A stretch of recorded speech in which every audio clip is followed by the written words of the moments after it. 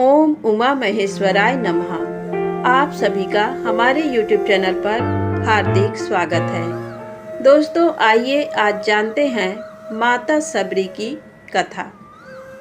बात भगवान राम के जन्म से पहले की है, जब भील आदिवासी कबीले के मुखिया अज के घर बेटी पैदा हुई थी। उसका एक नाम श्रमणा और दूसरा नाम सबरी रखा गया। सबरी की माँ इंदुमती उसे खूब प्यार करती थी। बचपन से ही सबरी पशु पक्षियों की भाषा समझकर उनसे बातें करती और जब सबरी की माँ उसे देखती तो कुछ समझ नहीं पाती थी।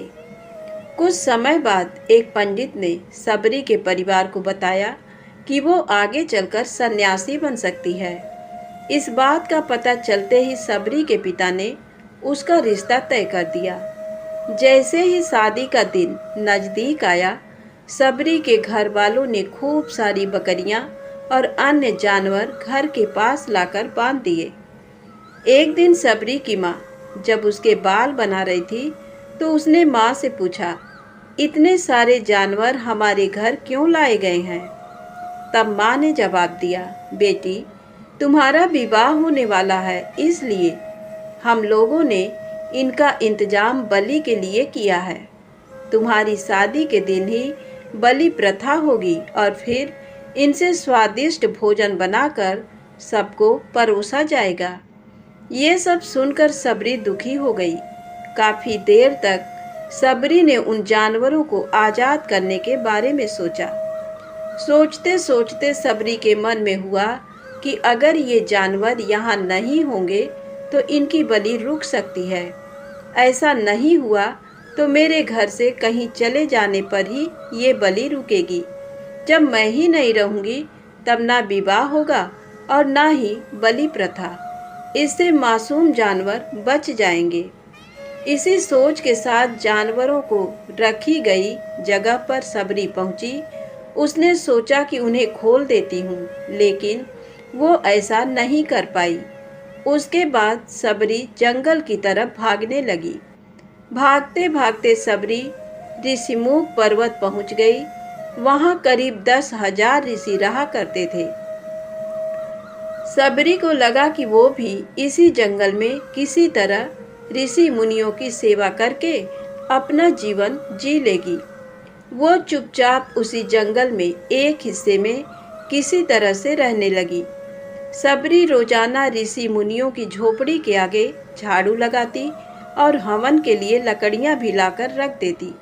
ऋषि मुनियों को समझ नहीं आ रहा था कि जंगल में उनके काम अपने आप कैसे हो रहे हैं। एक दिन सबरी को किसी ऋषि ने देख लिया। उसे देखते ही उसका परिचय पूछा। जैसे ही सबरी ने बताया कि वो भील आदिवासी परिवार से संबंध रखती है तो उसे ऋषियों ने खूब डांट लगाई। सबरी को इस बात का बिल्कुल भी पता नहीं था कि उसकी जाति छोटी है और उसे ऋषियों द्वारा जाति की वजह से अपमान सहन करना पड़ेगा। इतना सब होने के बाद भी सबरी हर ऋषि मुनि के दरवाजे पहुंचती और उनके आंगन में झाड़ू लगाकर उनसे गुरु दीक्षा देने के लिए कहती। हर कोई सबरी को उसकी जाति की वजह से अपने आश्रम से भगा देता था। ऐसा होते होते काफी समय बीत गया। उसके बाद सबरी मतंग ऋषि की कुटिया में पहुंची। वहां पहुंचकर मतंग ऋषि को सबरी ने बताया कि वो उनसे गुरु दीक्षा लेना चाहती है। उन्होंने खुशी खुशी उसे अपने गुरुकुल में रहने दिया और भगवान से जुड़ा ज्ञान देते रहे। सबरी ने भी अपने गुरु मतंग ऋषि की सेवा करने में कोई कसर नहीं छोड़ी।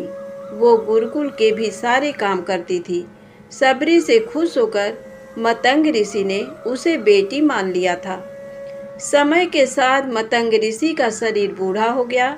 उन्होंने एक दिन सबरी को अपने पास बुलाया और कहा, बेटी, मैं अपना देह त्यागना चाह रहा हूँ। बहुत साल हो गए इस शरीर में रहते रहते। सबरी ने दुखी मन से कहा, आपके ही सहारे मैं इस जंगल में रह पाई हूँ। आप ही चले जाएंगे तो मैं जीकर क्या करूँगी? आप अपने संग मुझे भी ले जाइए, मैं भी देह त्याग दूंगी। मतंग ऋषि ने जवाब दिया, बेटी तुम्हें चिंता करने की जरूरत नहीं है, राम तुम्हारी चिंता करेंगे और ध्यान भी रखेंगे।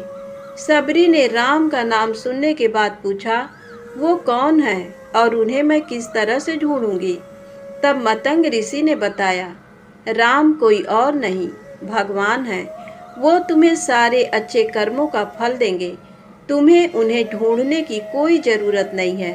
वो एक दिन खुद तुम्हें खोजते हुए इस कुटिया में आएंगे और तुम्हें उनके हाथों ही मोक्ष मिलेगा। तब तक तुम इसी आश्रम में रहो। इतना कहते ही मतंग ऋषि ने अपना शरीर त्याग दिया। सबरी के मन में मतंग ऋषि के जाने के बाद से एक ही बात थी कि भगवान राम स्वयं उससे मिलने आएंगे।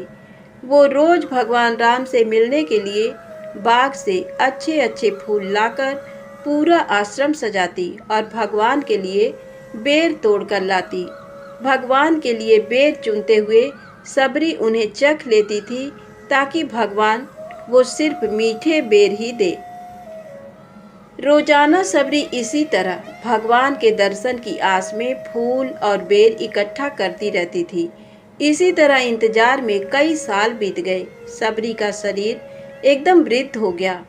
एक दिन आश्रम के पास के ही तालाब में सबरी पानी लेने के लिए गई। तभी पास के ही एक ऋषि ने उसे अछूत कहते हुए वहां से भागने के लिए कहा और एक पत्थर मार दिया।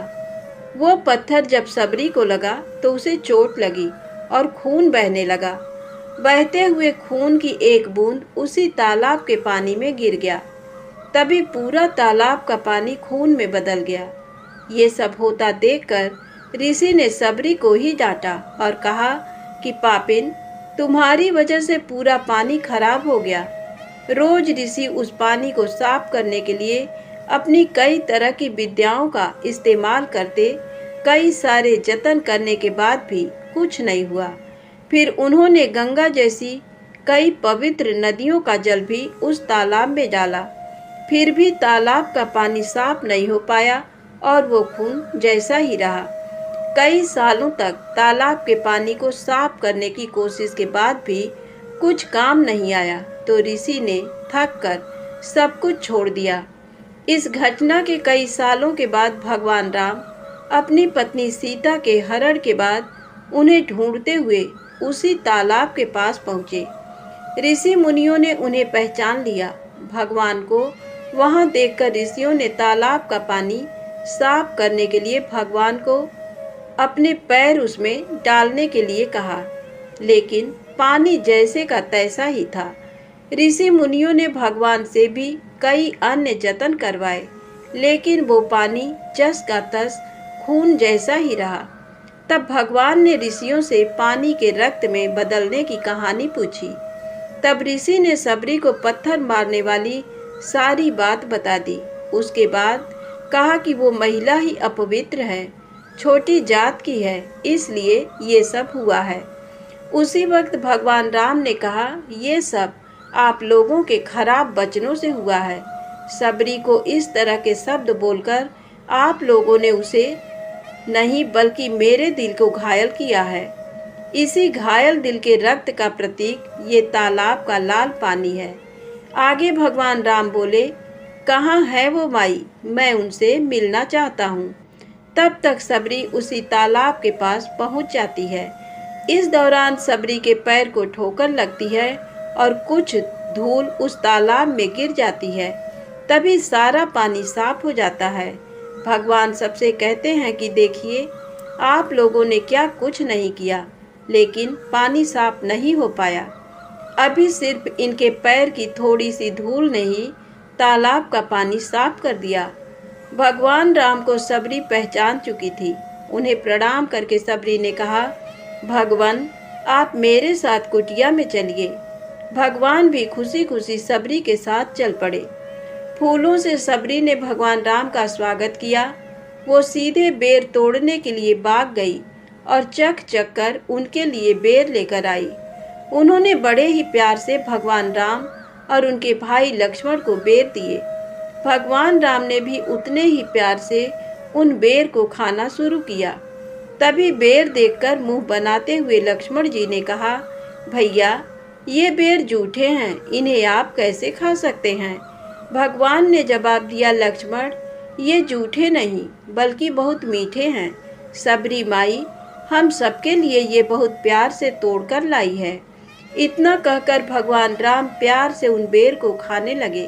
भगवान ने जाते हुए सबरी माई से कहा, आप मुझसे जो चाहे वो मांग सकती हैं। सबरी ने कहा, मतंग ऋषि के कहने पर मैं आज तक सिर्फ आपके दर्शन के लिए जी रही थी। अब आप मुझे मोक्ष प्रदान कीजिए। मैं अपना शरीर आपके सामने ही त्यागूंगी। उसी वक्त सबरी ने अपना शरीर त्याग दिया। भगवान राम ने अपने हाथों से उनका अंतिम संस्कार किया और सीता माँ की खोज में आगे बढ़ गए। इस तरह से ऋषि मतंग की बात सच साबित हुई और सबरी को भगवान राम के दर्शन भी हुए। तभी से भगवान राम को सबरी के राम भी कहा जाने लगा।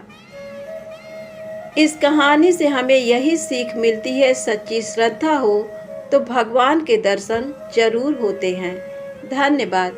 दोस्तों, कहानी अच्छी लगी हो तो कृपया मेरे चैनल को लाइक सब्सक्राइब अवश्य करें, क्योंकि आपके प्यार के बिना कुछ भी संभव नहीं है। और वीडियो को लाइक अवश्य किया करें।